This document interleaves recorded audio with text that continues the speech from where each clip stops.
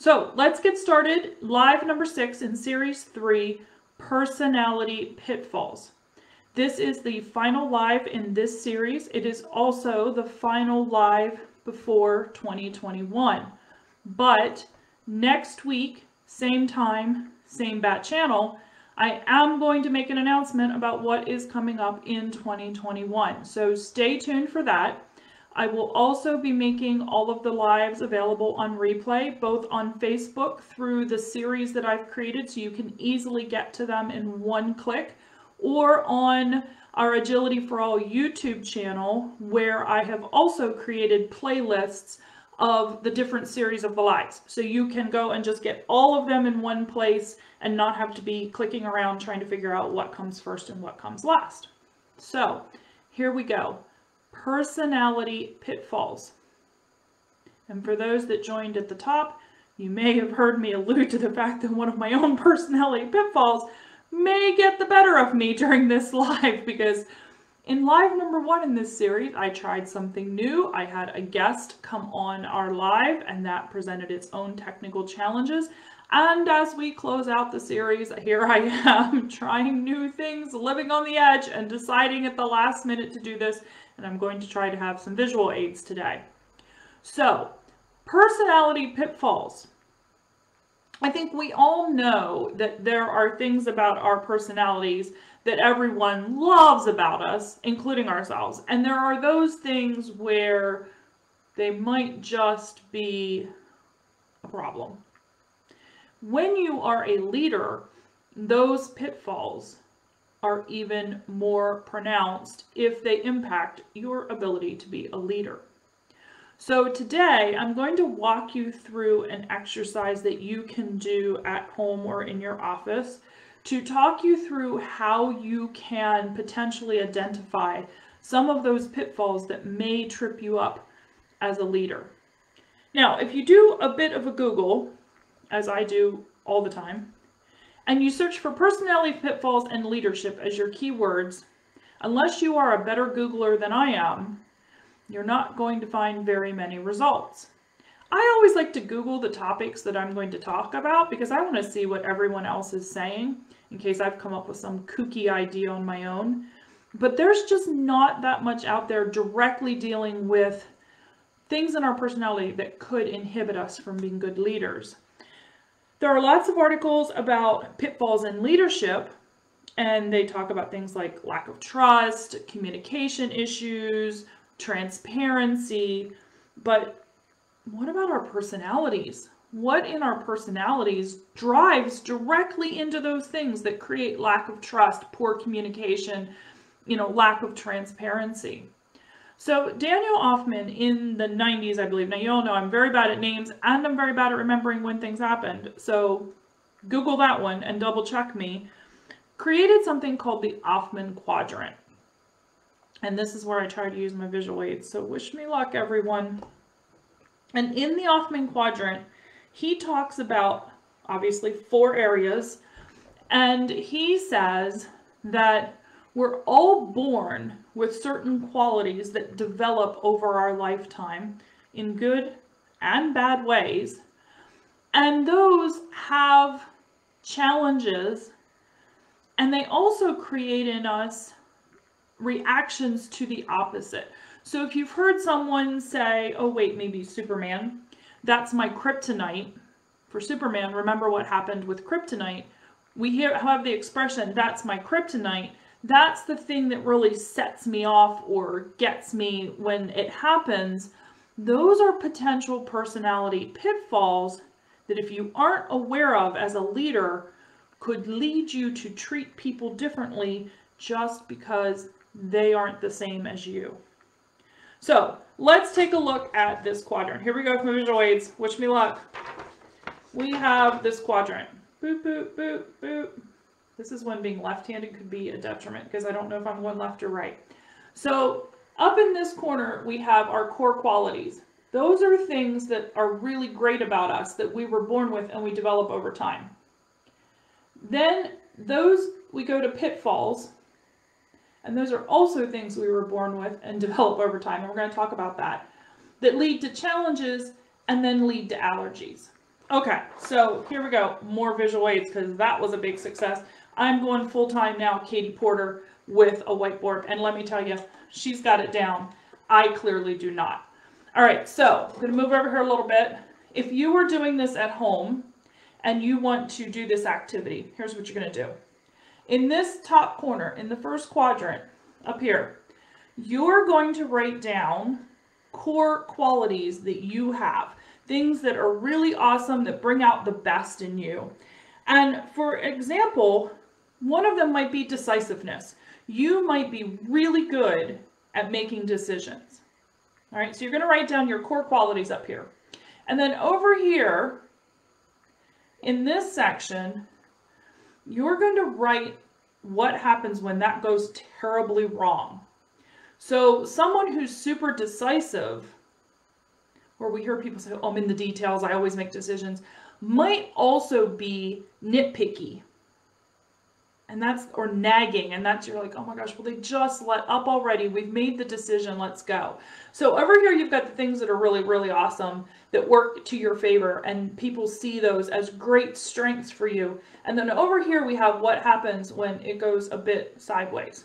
Oh, that kind of looks like eyeballs, doesn't it? Don't ask me to challenge our eyeballs. Okay, so go ahead and do that. You're going to write down the good and the bad, the plus and the minus, and then we're going to keep going. We're going to keep going. How do those things become challenges? How do they become challenges for you? Okay, so the good and the bad. Oh, look, it's the ugly. Now we've made a movie. Gosh, I'm putting all the different analogies into conversation today, aren't I? So we have the good, the bad, and the challenges. So if you're decisive, and that leads to nitpicking, one of your challenges might be you lack patience, and because you've made a decision, why can't everybody else? And so you have to be really cognizant of the fact that you have problems with patience. And then over here, we have our allergies. Now, what do I mean by an allergy? An allergy is, it's kind of like the opposite. See how we're connecting here? It's the opposite of your core strength. So if you're a decisive person, your kryptonite or your allergy might be somebody who's super passive, who doesn't seem like they can ever make a decision. And if you're one of those people, I'm going to try now not to spill my visual aids.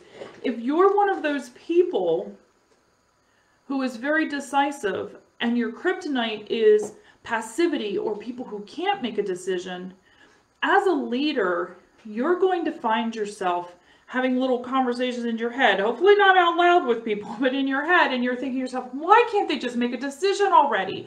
Why can't we just decide this? If you're that person, you know exactly what I'm talking about because you've said it. And I am a person who is very good at making decisions because I've had to do that all my life. And I have to be really careful that I am not judging other people because they don't make decisions as quickly as I do. Another one, since we're giving personal examples here, is I am very quick in thinking. I can go through steps, I can rationalize, I can organize thoughts, and I could get to the end, part of this decisiveness, very quickly. I also can formulate ideas in my head very quickly, and I read very quickly. So if you combine all of those things together, that is a huge amount of strengths until they're not. And what I have to be really careful with, and I am sure those of you out there in the audience have been witness to me doing this if you've been in a conversation, I have to be really careful that my thoughts aren't 10 steps ahead of everyone else and I just talk right over people, because while they're thinking out the answer and probably going to get to the same end or a variety of it, I've already gotten there and I'm like, okay, let's go. I'm there. All right, let me tell you what I'm thinking. I've got this. I've got it all figured out. Let's get going. I know what I'm going to do. And it becomes in my head almost frantic. And then another problem I have, and many of you don't know this, is because of long-term illness, I have a problem with short-term memory. So I'm going very quickly through my analysis of a situation and I'm arriving at a conclusion, and then I need to say it before it's gone because I may not immediately remember it. I'm going to remember it later, but in the short term, I may not remember it. So all of those things combined, and all of those things I've been applauded for, quick initiative, getting to the decisions, getting things done, I have to be really careful that those don't cause a huge problem for the people around me because they feel like they can't keep up, or that I'm talking over them, or that I'm not letting them get to the end of a solution on their own because I'm already there. And the result can be that they just wait for me to make all the decisions, or they don't challenge anything that I'm saying because I'm quick to get to the end. So I encourage you all to get out your paper or your fancy Katie Porter whiteboard and do an Offman Quadrant and think about what are the things you were born with that you are really good. They're your core qualities. And what are the pitfalls of those core qualities? What are the challenges? And what are your allergies? And the allergies are where you may want to spend some focus time. Because if those are things that are very off-putting to you, where you're like, oh no, I can't be around people like that. Remember that when we are in the workplace, we're going to encounter all flavors of people with all kinds of personalities and all kinds of opinions and all kinds of ways of working. And as leaders, we have to learn to work with that. Now, that doesn't mean if somebody is just blatantly not doing their job that we have to excuse it because, well, you know, that might be one of our pitfalls. But we do have to be aware of how we act and how we react. So I hope that all of that was really useful information and gives you something to think about. This is one of the exercises that we spend quite a bit of time doing in the group coaching, because all of these things, identifying your strengths and your weaknesses and how you interact with people with that information, is critical to who you are as a leader. So this is it, folks. The end of an era, Series 3, number 6. Please follow us on all the socials. Stay tuned next Tuesday for my big announcement about what's coming up in 2021 that you are not going to want to miss. Hint, it does not involve me talking quite so much. And in the meantime, I will be posting articles, tips, quotes, anything inspirational that I can come up with for you about leadership as we wrap up 2020 and get ready to start 2021 off with a bang and be the leaders that we all know we can be.